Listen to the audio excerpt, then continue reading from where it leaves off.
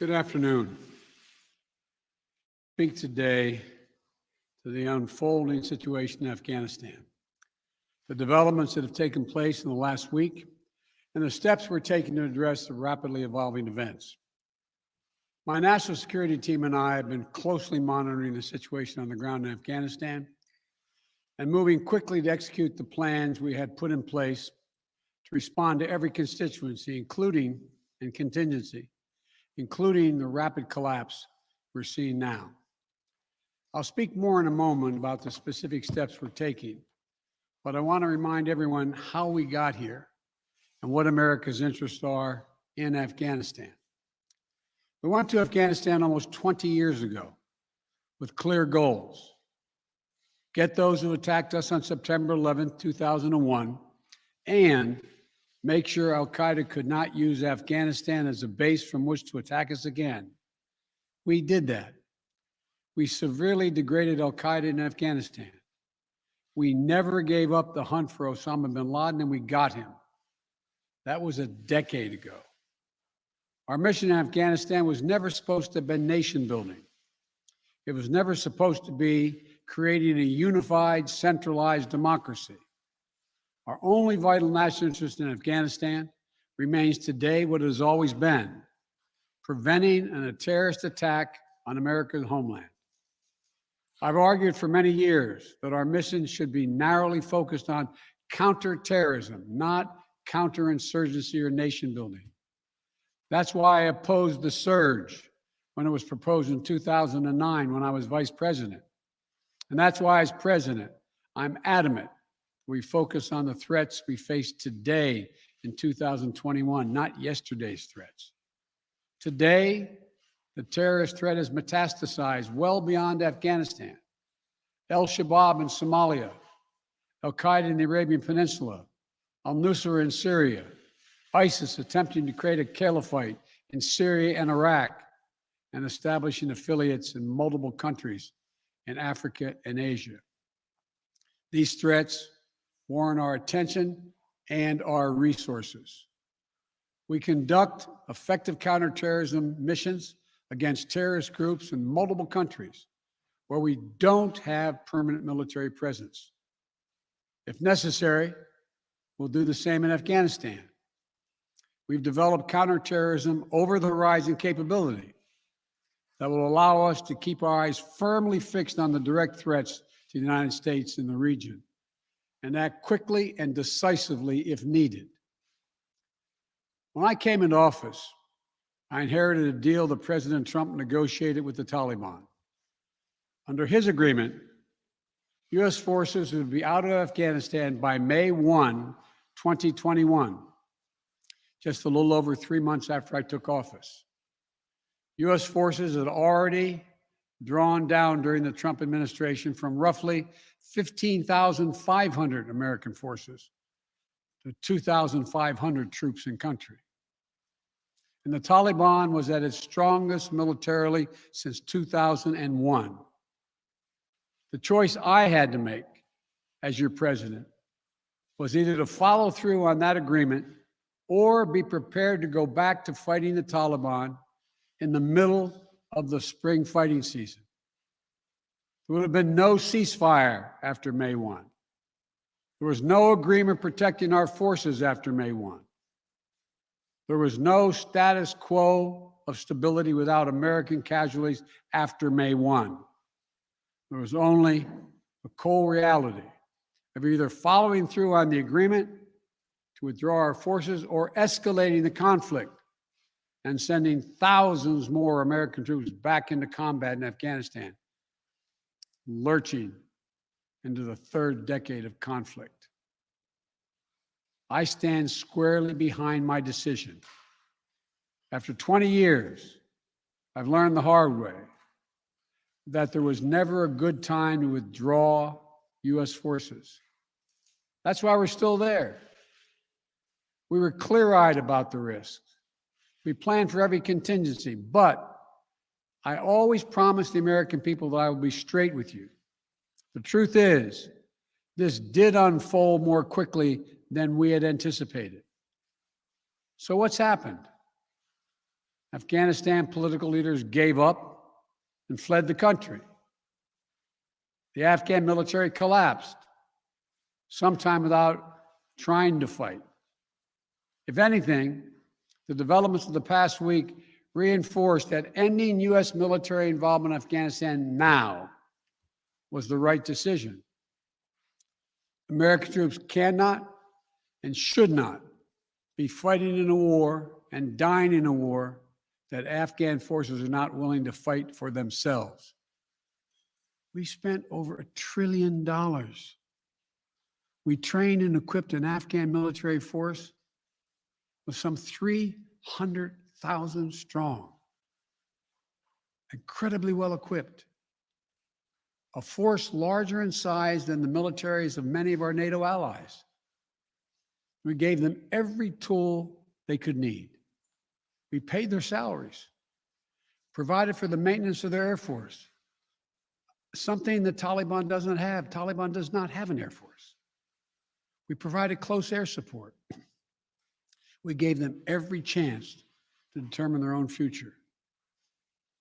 We could not provide them was the will to fight for that future. There's some very brave and capable Afghan special forces units and soldiers. But if Afghanistan is unable to mount any real resistance to the Taliban now, there is no chance that 1 year, 1 more year, 5 more years, or 20 more years, the U.S. military boots on the ground would have made any difference. Here's what I believe to my core. It is wrong to order American troops to step up when Afghanistan's own armed forces would not. The political leaders of Afghanistan were unable to come together for the good of their people, unable to negotiate for the future of their country when the chips were down. They would never have done so while U.S. troops remained in Afghanistan, bearing the brunt of the fighting for them.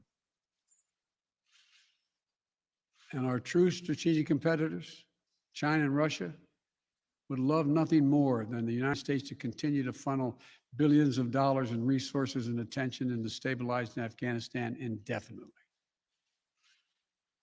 When I hosted President Ghani and Chairman Abdullah at the White House in June, and again when I spoke by phone to Ghani in July, we had very frank conversations.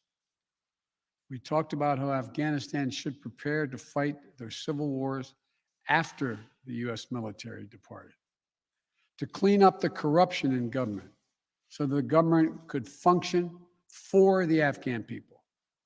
We talked extensively about the need for Afghan leaders to unite politically. They fail to do any of that. I also urged them to engage in diplomacy, to seek a political settlement with the Taliban. This advice was flatly refused. Mr. Ghani insisted the Afghan forces would fight, but obviously he was wrong. So I'm left again to ask of those who argue that we should stay, how many more generations of America's daughters and sons would you have me send to fight Afghanistan's civil war when Afghan troops will not? How many more lives, American lives, is it worth? How many endless rows of headstones at Arlington National Cemetery? I'm clear on my answer. I will not repeat the mistakes we've made in the past. Mistake of staying and fighting indefinitely in a conflict that is not in the national interest of the United States, of doubling down on a civil war in a foreign country, of attempting to remake a country through the endless military deployments of U.S. forces. Those are the mistakes we cannot continue to repeat because we have significant vital interest in the world that we cannot afford to ignore. I also want to acknowledge how painful this is to so many of us. The scenes we're seeing in Afghanistan, they're gut-wrenching, particularly for our veterans, our diplomats, humanitarian workers, for anyone who has spent time on the ground working to support the Afghan people. for those who have lost loved ones in Afghanistan, and for Americans who have fought and served in the country, serve our country in Afghanistan. This is deeply, deeply personal. It is for me as well. I've worked on these issues as long as anyone. I've been throughout Afghanistan during this war, while the war was going on, from Kabul to Kandahar to the Kunar Valley. I've traveled there on 4 different occasions. I met with the people. I've spoken to the leaders. I spent time with our troops. And I came to understand firsthand what was and was not possible in Afghanistan. So now we're focused on what is possible. We will continue to support the Afghan people. We will lead with our diplomacy, our international influence, and our humanitarian aid. We'll continue to push for regional diplomacy and engagement to prevent violence and instability. We'll continue to speak out for the basic rights of the Afghan people, of women and girls, just as we speak out all over the world. I've been clear, the human rights must be the center of our foreign policy, not the periphery. But the way to do it is not through endless military deployments. It's with our diplomacy, our economic tools, and rallying the world to join us. Well, let me lay out the current mission in Afghanistan. I was asked to authorize, and I did, 6,000 U.S. troops to deploy to Afghanistan for the purpose of assisting in the departure of U.S. and allied civilian personnel from Afghanistan, and to evacuate our Afghan allies and vulnerable Afghans to safety outside of Afghanistan. Our troops are working to secure the airfield and to ensure continued operation of both the civilian and military flights. We're taking over air traffic control.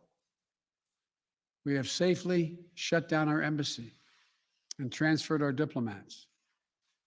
Our diplomatic presence is now consolidated at the airport as well. Over the coming days, we intend to transport out thousands of American citizens who have been living and working in Afghanistan. We'll also continue to support the safe departure of civilian personnel, the civilian personnel of our allies who are still serving in Afghanistan. Operation Allies Refugee, which I announced back in July, has already moved 2,000 Afghans who are eligible for special immigration visas and their families to the United States. In the coming days, the U.S. military will provide assistance to move more SIV-eligible Afghans and their families out of Afghanistan. We're also expanding refugee access to cover other vulnerable Afghans who worked for our embassy, U.S. non-governmental agencies, or U.S. non-governmental organizations, and Afghans who otherwise are at great risk, in U.S. news agencies. I know there are concerns about why we did not begin evacuating Afghans civilians sooner. Part of the answer is some of the Afghans did not want to leave earlier, still hopeful for their country.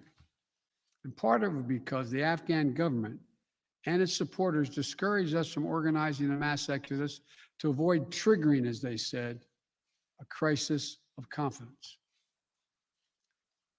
American troops are performing this mission as professionally and as effectively as they always do, but it is not without risks. As we carry out this departure, we have made it clear to the Taliban, if they attack our personnel or disrupt our operation, the U.S. presence will be swift and the response will be swift and forceful. We will defend our people with devastating force if necessary. Our current military mission will be short in time, limited in scope, and focused in its objectives. Get our people and our allies to safely as quickly as possible.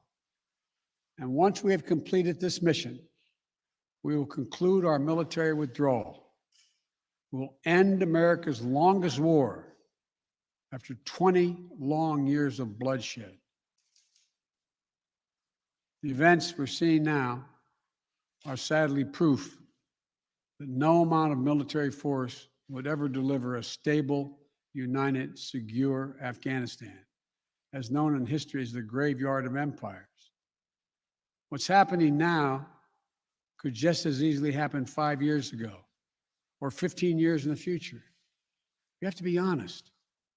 Our mission in Afghanistan is taking many missteps, made many missteps over the past 2 decades. I'm now the 4th American president to preside over war in Afghanistan, 2 Democrats and 2 Republicans. I will not pass this responsibility on to a 5th president. I will not mislead the American people by claiming that just a little more time in Afghanistan will make all the difference. Nor will I shrink from my share of responsibility for where we are today and how we must move forward from here. I am President of the United States of America, and the buck stops with me. I'm deeply saddened by the facts we now face, but I do not regret my decision to end America's warfighting in Afghanistan and maintain a laser focus on our counterterrorism missions there and other parts of the world. Our mission to degrade the terrorist threat of al-Qaeda in Afghanistan and kill Osama bin Laden was a success. Our decades-long effort to overcome centuries of history and permanently change and remake Afghanistan was not, and I wrote and believed it never could be. I cannot and will not ask our troops to fight on endlessly in another country's civil war, taking casualties, suffering life-shattering injuries, leaving families broken by grief and loss. This is not in our national security interest. It is not what the American people want. It is not what our troops, who have sacrificed so much over the past 2 decades, deserve. I made a commitment to the American people when I ran for president that I would bring America's military involvement in Afghanistan to an end. While it's been hard and messy, and yes, far from perfect, I've honored that commitment.